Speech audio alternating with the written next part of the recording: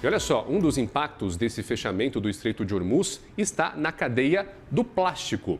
O cenário internacional tem gerado um efeito cascata silencioso com impacto direto sobre custos logísticos e cadeias de suprimento, inclusive aqui no Brasil. É sobre isso que a gente conversa agora com o Eric Souza, que é diretor da Máximos Embalagens. Eric, seja muito bem-vindo à programação. Obrigado pelo seu tempo.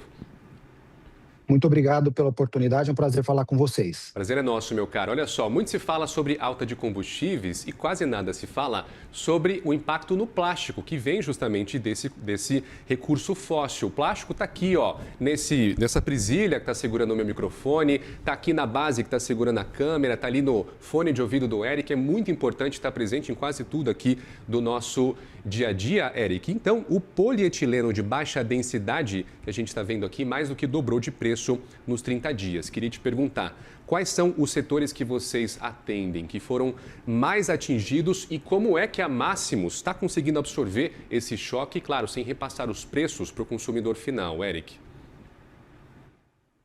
Bom, o cenário é muito ruim, é muito difícil, como você mesmo mencionou, o plástico está inserido em diversos setores da economia, né? No nosso caso, que é o desenvolvimento de embalagens plásticas para o setor automotivo, para equipamentos eletrônicos, equipamentos de equipamentos hospitalares, até construção civil, é muito difícil porque o aumento foi muito bruto, foi muito rápido, né? Em mais de 2 décadas de atuação no setor, a gente nunca viu um aumento tão massivo, tão rápido dessa forma. Então é muito difícil não repassar isso para os preços. As indústrias estão fazendo aquilo que elas podem para absorver uma parte, mas não tem como absorver tudo para ficar esperando o que vai acontecer.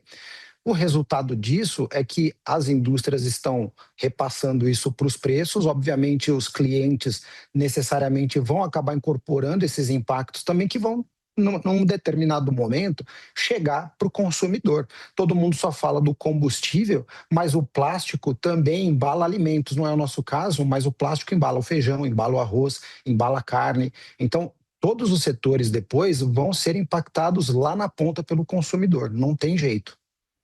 E eu queria saber sobre o impacto dessa alta do preço do plástico no capital de giro da empresa, porque, claro, eu presumo que vocês precisam de muito mais dinheiro hoje para comprar a mesma quantidade de resina do que pouco tempo atrás, certo? Sim, por isso até que foi necessária uma reação muito rápida no sentido de avaliar e repassar isso, porque nenhuma empresa, principalmente as médias e pequenas, consegue sobreviver com reajuste de matéria-prima beirando os 3 dígitos, né? Então, isso impacta brutalmente o capital de giro das empresas, porque de um mês para o outro você pode simplesmente sumir com o dinheiro do caixa. Então, não tem outra alternativa a não ser ir para o mercado, discutir isso com os clientes, explicar, munir de informação, mas, obviamente, repassar isso para os preços, porque é impossível segurar isso sozinho. Eric, a Braskem, vamos falar um pouquinho dela, porque ela reina aqui na produção Sim. nacional de polietileno de baixa densidade. O Eric, gente, só tem um número para discar, então qualquer alteração de preço, qualquer falha de comunicação vai ser sentida ali na hora. Me conta um pouco como que essa falta de comunicação, repasse de preços mal colocado, afeta a Máximos, Eric. Bom, no Brasil, né, basicamente importa-se ainda por volta de 30%, vamos arredondar aqui os números, de polietileno e de polipropileno. Todo o restante é suprido por uma única empresa que não consegue dar conta sozinha da demanda. E isso acontece de forma, assim, completamente unilateral, né? A gente não vê comunicado, um papel timbrado da empresa. Simplesmente os distribuidores, né, que não é o nosso caso, a gente acaba lidando mais com material, inclusive importado, mas os distribuidores ou outros fornecedores que dependem deles simplesmente recebem assim um comunicado simples por e-mail, às vezes até por mensagem, comunicando como vai ser a política de preços, e mais recentemente é uma política de preços que muda semana a semana. Então fica muito difícil qualquer planejamento, inclusive. E aí esse é o resultado que a gente tem, inclusive, da falta de concorrência no mercado, porque a gente tem um monopólio, né, que não consegue suprir a demanda do país, né? E a gente é obrigado a importar, então importa-se muito. Claro que são materiais que dependem de cotação de petróleo, são diretamente impactados por isso, dos custos de frete, e aí tem combustível também, uma série de coisas, mas tudo isso é impactado e aí a gente fica aqui simplesmente sem ter opções, porque para importar, para pivotar um processo de importação para outros lugares demora muito tempo, ainda mais no cenário atual, onde inclusive há falta de materiais, né? Então, a gente está preocupado, inclusive, com o desabastecimento. Quem não conseguir se planejar nesse momento, não tomar muito cuidado, pode inclusive ficar sem material para trabalhar. Bem, você fala da importação desse material, muita empresa depende do mercado da produção nacional, que fica basicamente ali na tutela da Braskem. Essa importação de resina, além da demora, né, para chegar aqui, ela é viável no longo prazo, a gente tirando essa questão da demora para chegar, ou a gente tem problema com frete marítimo, o preço do dólar, deixando toda essa opção proibitiva, Eric?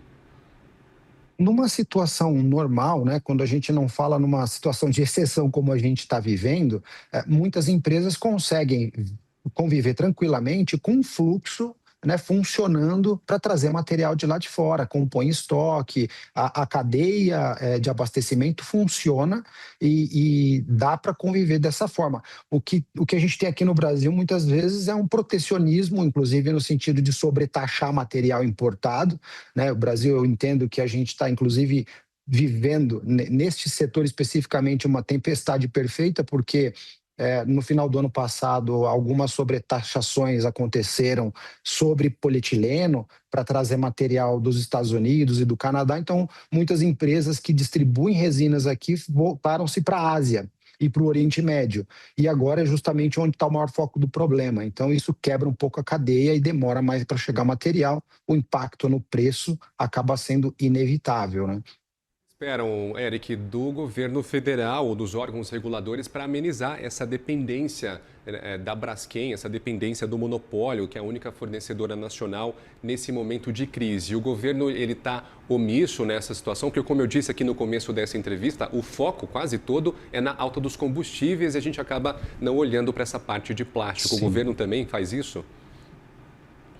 Não temos visto, a gente espera que o governo possa, inclusive, rever, né, a política de sobretaxação de materiais que vêm aí, por exemplo, dos Estados Unidos, que está mais perto e tem material disponível, né, não vai sofrer tanto com a falta do petróleo que está acontecendo por toda essa questão aí do fechamento do Estreito de Hormuz, e que a gente tenha opções. O que precisa ser feito é promover um ambiente de negócios melhor, né, concorrência preferencialmente, para que a gente não dependa de uma única empresa e tenhamos no Brasil um ambiente de negócio mais competitivo, onde as empresas que estão no meio da cadeia tenham opções para atuar, onde eles não dependam de um único fornecedor no mercado nacional ou que tenham que fazer importações que podem ser processos que levam meses para acontecer.